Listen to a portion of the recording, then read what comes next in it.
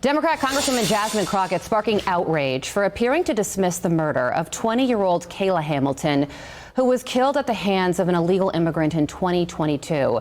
The House was debating a Republican-led bill named after Kayla when the Congresswoman made these comments. Listen.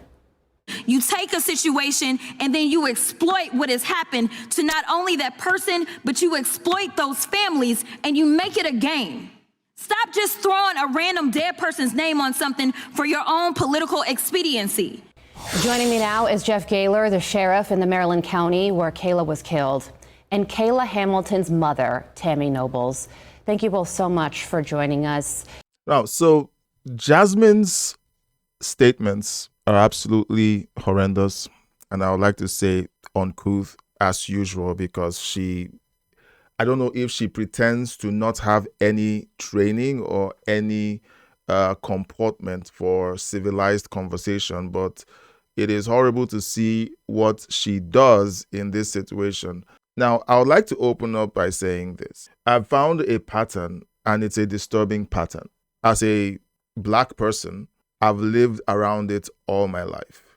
And one of the things that I kept asking was, why is it that white people tend to care more about the death in Black communities? Meanwhile, any death in white communities is seen as something that should not be a concern of the Black community. About another white boy. I don't give a fuck about no white boy dying. I don't give a fuck about no Peckerwood getting shot. I don't give a fuck about no white boy getting killed. Yeah, shit. We go 0-2. I've seen it in Africa. I've seen it in the United States. And it is a very disgusting pattern. It's something that I've just noticed. Let me know in the comment section if it's something that you've noticed as well. My comment section recently had this. So this is a comment from my backup channel. Same videos that I post on the main channel, but on the backup channel. And here's this commenter. He says, "A white boy dies and the whole world stops spinning," referring to the murder of Charlie Kirk. Tell these white people to stop killing white people. It's getting old and tiring. I would like to call out the Black community. You guys need to get your act in order. You guys don't bat an eyelid when there's Black on Black violence, and then somehow you want to blame it on racism. When the police shows up in your communities to protect you from the crimes, you say that you're over-policed. And then when somebody who is a different skin tone from you is killed and people mourn their death because they've lived an effective and impactful life, your reaction is this. Or like we just saw with Jasmine Crockett, the disgusting statement that she made as if her life didn't count. Somebody cared about her. Somebody loved her. Somebody misses her, and your statement on the Congress floor dismissed all of that, making it sound like she wasn't important. This comes from a place of deep resentment from a lot of Black people, and it comes from that racist ideology that all white people are bad, and that when white people mourn their dead, they're overdoing it. Let me tell you a secret, and this is something that's going to shock you. The world will only value the things you value. If you don't value human life and show it, the world will simply say, well, they don't value human life because they don't show it. The Black nation, and I'm speaking globally, the Black nation has shown the world that it does not value human life. You can come at me in the comments section, but you know it's the truth. It hurts, it stings, and that's why you hate that I said it out loud. Tammy, what was your reaction when you heard the Congresswoman describe your daughter like this? I was really furious because you just don't call a victim of a crime just a random dead person. no victim should be referred as a random dead person. No. We were there. I mean, they were there discussing her bill, and what she said was really nasty, and it came across as racist. I totally agree. And you know what? I agree. Jasmine Crockett is racist. Most of the black people who are race hustlers are racist. Anyone who starts out a conversation leaning on the race argument is racist. That's my position. And this video is going to be titled something like Racist Jasmine Crockett. Yeah, it's going to open up with that because that is the truth. There's a lot of envy coming from a lot of people who talk this way, especially when they're black, referring to a white person. It is all about envy, and I think there's a deep envy in the hearts of these people. They might position themselves as being social justice warriors, civil rights leaders, but there is a ton of envy. A ton of envy. They hate the fact that they don't look white. I think for a lot of them, they envy white people, and because they can't be white, all they can do is do the whole reverse psychology thing to pretend that they hate the thing they really want to be like. Tammy, what do you remember the most about Kayla from when she was a little girl? She was a very happy and energetic child. She loved unconditionally, and she just loved to enjoy. She enjoyed her life. This young girl at 20. Well, she wasn't a girl; she was already a woman.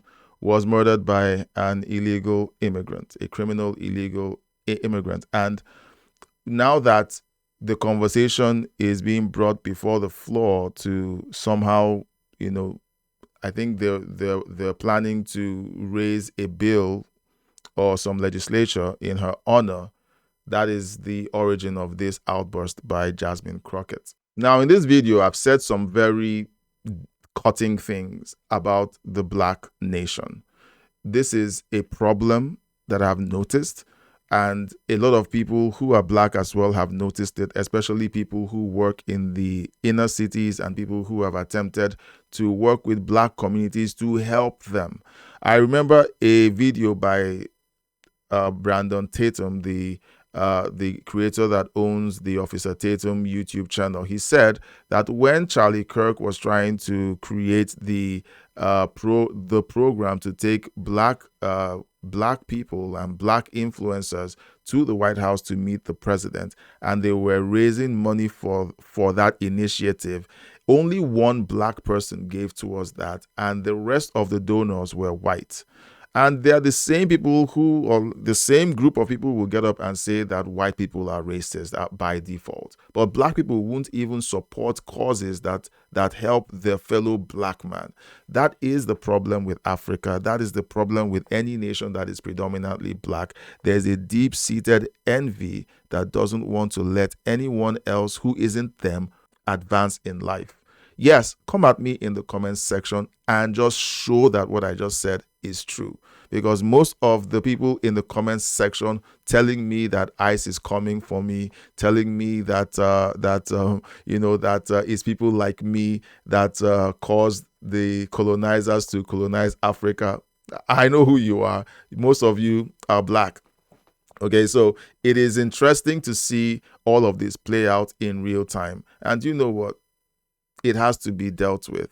One of the things that I've found out that helps with this deep-seated envy that tends to grow in the hearts of black people who are raised under the whole, social justice system and civil rights system is they need to accept Jesus into their hearts, not the Jesus that is hooped and hollered about from most of these pulpits that are simply run by hustlers, but from a place of a deep spiritual connection with Jesus, and where the word of God rules over your mind and your heart, not what the reverends who are paid by NGOs that support social justice and civil rights to preach certain messages to keep the black nation brainwashed. This is something that has to be discussed in-depthly.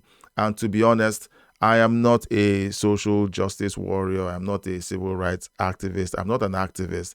I just want black families to take care of business. Mothers and fathers, teach your children the right thing. Don't abdicate that responsibility to the schools or to the church.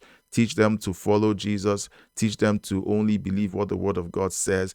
Don't allow them to believe the lie that somebody somewhere is keeping them under, that some racist somewhere is keeping them under. Jasmine Crockett is a very bitter person. She's bitter, and in spite of the fact that her life has significantly improved and is way better than a lot of people out there with her skin tone, she can't let go of the fact that she has to continue to sow bitterness because she is deeply envious and is displaying a lot of racist tendencies. Let me know what you think of my commentary of this story in the comment section. I think that I am hitting close to home because I'm speaking from a place of deep experience with other black people. I've lived around black people all my life. For over 40 years, I lived among black people. I moved to North America when I was over 45. And you can't tell me that I don't know what I'm talking about. Okay? So all of this that's going on has to be called out. Anyone that takes the position that Jasmine Crockett, Hakeem Jeffries, and all of them are taking, in the public eye, they all should be called out because it is the truth. And of course, they can't call me racist. They'll find something creative to call me, and some of them will again go back to the comment section and threaten that ICE is coming to get me. Well, like I've always said, ICE is my friend, and they aren't going to get the satisfaction of seeing that happen to me. Let me know your thoughts in the comment section. Don't forget to subscribe, like, and share. If you've watched this long, I consider you a super fan. Please consider sending me a super chat. Donate to this video if you enjoyed it. And if you want to connect with me deeper, please consider joining the membership. The links to do so are in the video description and in the pinned chat below. Thank you so much for being a part of this. And until next time, God bless you.